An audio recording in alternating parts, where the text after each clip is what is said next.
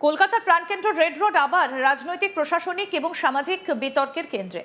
আন্তর্জাতিক যোগ দিবস উপলক্ষে প্রধানমন্ত্রী নরেন্দ্র মোদীর উপস্থিতিতে আয়োজিত বিশাল কর্মসূচির জন্য টানা 7 দিন রেড রোড বন্ধ রাখার সিদ্ধান্ত ঘিরে ক্ষোভ, অসন্তোষ এবং প্রশ্ন ক্রমশ বাড়ছে। সেই বিতর্ক এবার পৌঁছে গেল কলকাতা হাইকোর্টেও। আদালতের প্রশ্ন, বিরোধীদের অভিযোগ, সাধারণ মানুষের দুর্ভোগ এবং রাজনৈতিক পাল্টা আক্রমণ সব মিলিয়ে রেড রোড এখন শুধুমাত্র একটা রাস্তা নয়, বরং বৃহত্তর রাজনৈতিক প্রতীকে পরিণত হয়েছে। 21শে জুন আন্তর্জাতিক যোগ দিবস। প্রতি বছরের মতো এবারও দেশ জুড়ে এই দিনটা পালিত হবে, কিন্তু পশ্চিমবঙ্গে এবারের যোগ দিবসকে ঘিরে আয়োজন একেবারে অন্য মাত্রা পেয়েছে। কারণ এই অনুষ্ঠানে যোগ দিতে কলকাতায় আসছেন প্রধানমন্ত্রী নরেন্দ্র মোদী। তার সঙ্গে থাকবেন কেন্দ্রীয় সরকারের একাধিক মন্ত্রী। প্রশাসনের দাবি, প্রধানমন্ত্রীর নিরাপত্তা নিশ্চিত করতে এবং বিশাল সংখ্যক মানুষের উপস্থিতি সামলাতে প্রয়োজন বিশেষ প্রস্তুতি। সেই কারণ দেখিয়ে 14 জুন রাত 10টা থেকে 21শে জুন পর্যন্ত রেড রোড এবং সংলগ্ন একাধিক রাস্তা কার্যত নিয়ন্ত্রিত বা বন্ধ রাখার সিদ্ধান্ত নেয় প্রশাসন। কিন্তু এই সিদ্ধান্ত ঘোষণার পর থেকেই শুরু হয় বিতর্ক।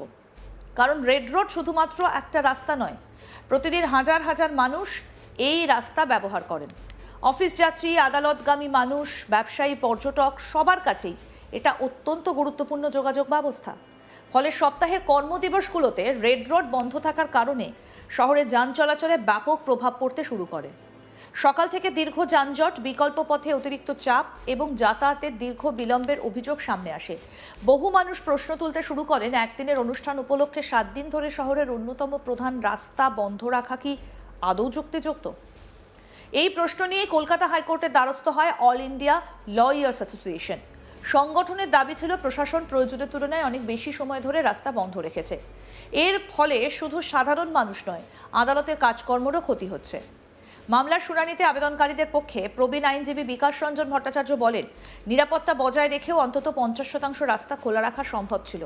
তার যুক্তি, কোনো বৃহৎ অনুষ্ঠান মানেই পুরো রাস্তা বন্ধ রাখতে হবে, এমন কোনো বাধ্যবাধকতা নেই।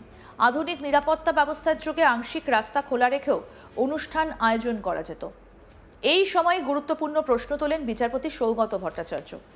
আদালতে তিনি জানতে চান, অনুষ্ঠানটা যদি এত বড় আকারের হয়, তাহলে তার রেড রোডে না করে ব্রিগেড প্যারেড গ্রাউন্ডে আয়োজন করা হলো না কেন? বিচারপতির এই প্রশ্নই নতুন করে বিতর্ক উস্কে দেয়। কারণ ব্রিগেড প্যারেড গ্রাউন্ড দীর্ঘদিন ধরে রাজনৈতিক সভা সমাবেশ এবং বড় আকারের জনসমাবেশের জন্য ব্যবহৃত হয়ে আসছে।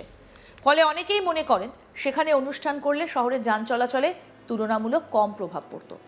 অন্যদিকে রাজ্যের পক্ষে অ্যাডিশনাল অ্যাডভোকেট জেনারেল বিল্লদল ভট্টাচার্য আদালতে জানান, এই মামলা আদৌ গ্রহণযোগ্য নয়।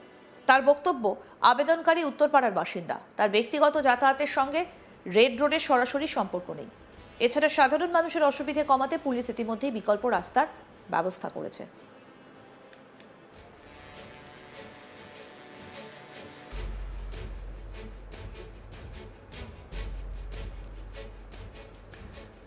রাজ্যের আরও দাবি, প্রধানমন্ত্রী যেখানে উপস্থিত থাকবেন সেখানে নিরাপত্তা ব্যবস্থায় সব থেকে গুরুত্বপূর্ণ বিষয়। প্রধানমন্ত্রীর নিরাপত্তার দায়িত্বে থাকে স্পেশাল প্রোটেকশন গ্রুপ বা এসপিজি। প্রশাসনের মতে ব্রিগেডের তুলনায় রেড রোডের নিরাপত্তা বলয় তৈরি করা অনেক সহজ। খোলা এলাকা, নিয়ন্ত্রিত প্রবেশপথ এবং সেনাবাহিনীর উপস্থিতির কারণে রেড রোড নিরাপত্তার দিক থেকে বেশি উপযুক্ত। দুপক্ষের বক্তব্য শোনার পর কলকাতা হাইকোর্ট একটা গুরুত্বপূর্ণ নির্দেশ দেয়। আদালত রাস্তা বন্ধের সিদ্ধান্তে তাৎক্ষণিক স্থগিতাদেশ না দিলেও স্পষ্ট জানিয়ে দেয় যে আদালতের আইনজীবী, কর্মচারী এবং বিচারপ্রার্থীদের যাতায়াত কোনোভাবেই ব্যাহত হওয়া চলবে না। বিচারপতি সৌগত ভট্টাচার্য কলকাতা পুলিশ কমিশনারকে নির্দেশ দেন, হাইকোর্টমুখী যান চলাচল স্বাভাবিক রাখতে প্রয়োজনীয় ব্যবস্থা গ্রহণ করতে হবে।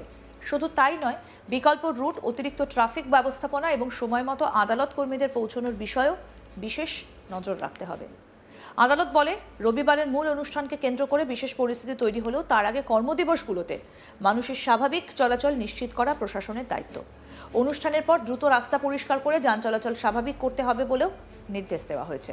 আর সবথেকে তাৎপর্যপূর্ণ বিষয় হলো, আদালত এই মামলায় সেনাবাহিনীকে পক্ষভুক্ত করার নির্দেশ দিয়েছে। কারণ রেড রোড এবং তার আশপাশের এলাকার একটা বড় অংশ সেনাবাহিনীর নিয়ন্ত্রণাধীন। এই ধরনের ঘটনা ভবিষ্যতে অনুষ্ঠানের ক্ষেত্রে সেনাবাহিনীর ভূমিকা এবং মতামতও গুরুত্বপূর্ণ হয়ে উঠতে পারে। এছাড়াও আদালত রাজ্য সরকারকে 3 সপ্তাহের মধ্যে হলফনামা জমা দেবার নির্দেশ দিয়েছে। আগামী 24শে জুন মামলার পরবর্তী শুনানি হবে। তবে আদালতে শুনানির বাইরেও এই বিষয়টা রাজনৈতিকভাবে বিস্ফোরক রূপ নিয়েছে।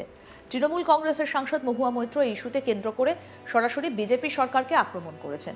এক্স হ্যান্ডেলে পোস্ট করে তিনি প্রশ্ন তোলেন, ঈদের নামাজের জন্য 1 ঘন্টার জন্য রেড রোড দেওয়া হয়নি, অথচ যোগ দিবসের জন্য পুরো 1 সপ্তাহ রাস্তা বন্ধ রাখা হচ্ছে কেন? মহুয়ার এই মন্তব্য নতুন করে পুরনো বিতর্ক সামনে নিয়ে আসে। কয়েক বছর আগে রেড রোডে ঈদের নামাজের আয়োজনকে কেন্দ্র করে নানা প্রশাসনিক এবং আইনি জটিলতা তৈরি হয়েছিল। সেই প্রসঙ্গ তুলে তিনি বর্তমান পরিস্থিতির সঙ্গে তুলনা টানেন।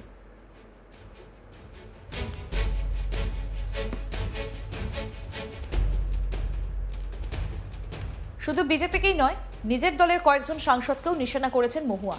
আবু তাহের খান, খলিলুর রহমান এবং ইউসুফ পাঠানের নাম উল্লেখ করে তিনি প্রশ্ন তোলেন, তারা কি এই বিষয়ে তাদের পে মাস্টারদের কাছে প্রশ্ন করার সাহস দেখাবেন? রাজনৈতিক মহলের একাংশের মতে এই মন্তব্য শুধুমাত্র যোগ দিবস নিয়ে নয়, এর মধ্যে তৃণমূলের অভ্যন্তরীণ অস্থিরতার প্রতিফলনও রয়েছে। সম্প্রতি তৃণমূলের একাধিক সাংসদ এনডিএতে যোগ দিতে পারেন বলে জল্পনাও তৈরি হয়েছে। সেই জল্পনার মধ্যেই মহুয়ার এই আক্রমণ বিশেষ তাৎপর্যপূর্ণ বলেই মনে করছেন পর্যবেক্ষকরা। এই পরিস্থিতিতে মহুয়ার বক্তব্য আরও রাজনৈতিক গুরুত্ব পেয়েছে।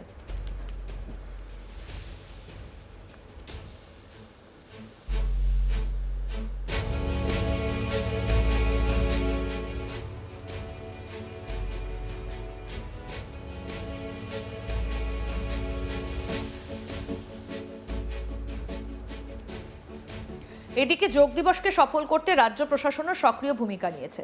14 জুন জারি হওয়া এক নির্দেশিকায় মুখ্য সচিব মনোজ কুমার আগরওয়াল সমস্ত সরকারি কর্মচারীকে যোগ দিবসের কর্মসূচিতে অংশগ্রহণের নির্দেশ দেন। সরকারি নির্দেশ অনুযায়ী স্থায়ী কর্মী, চুক্তিভিত্তিক কর্মী, আউটসোর্সিং কর্মী, সাম্মানিক ভিত্তিক কর্মী সকলকে যোগ দিবসের অনুষ্ঠানে অংশ নিতে বলা হয়েছে। সকাল 6:30 থেকে 7:45 পর্যন্ত বিভিন্ন সরকারি দপ্তরে যোগাভ্যাসের আয়োজন করা হয়েছে। যাদের মনোনীত করা হয়েছে তাদের রেড রোড এবং মিলন মেলা প্রাঙ্গণের কেন্দ্রীয় অনুষ্ঠানে উপস্থিত থাকতে বলা হয়েছে। সরকারি নির্দেশিকায় বিভাগীয় প্রধান, জেলা শাসক, ডিভিশনাল কমিশনার এবং অন্যান্য আধিকারিকদের এই অংশগ্রহণ নিশ্চিত করার দায়িত্ব দেওয়া হয়েছে। এই সিদ্ধান্ত নিয়েও নানা মহলে আলোচনা শুরু হয়েছে।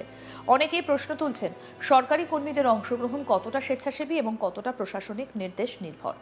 আবার অন্য একটা অংশের মতে, যোগ এখন শুধুমাত্র একটা শারীরিক ব্যায়াম নয়, এটা ভারতের সাংস্কৃতিক পরিচয়ের অংশ হয়ে উঠেছে। ফলে সরকার যদি এই কর্মসূচিকে বৃহৎ আকারে পালন করতে চায় তাহলে তাতে আপত্তির কিছু নেই। তবে বিরোধীদের বক্তব্য ভিন্ন। তাদের মতে যোগ দিবস পালন নিয়ে আপত্তি নেই, আপত্তি রয়েছে প্রশাসনিক অগ্রাধিকার এবং দ্বৈত মানদণ্ড নিয়ে। যদি কোনো ধর্মীয় বা সামাজিক অনুষ্ঠানকে নিরাপত্তা বা যান চলাচলের অজুহাতে অনুমতি না দেওয়া হয়, তাহলে অন্য অনুষ্ঠানের ক্ষেত্রে এত বড় ছাড় কেন দেওয়া হবে, সেই প্রশ্ন উঠছে। আরও আপডেট পেতে দেখতে থাকুন আজ তাক বাংলা, সাবস্ক্রাইব করুন।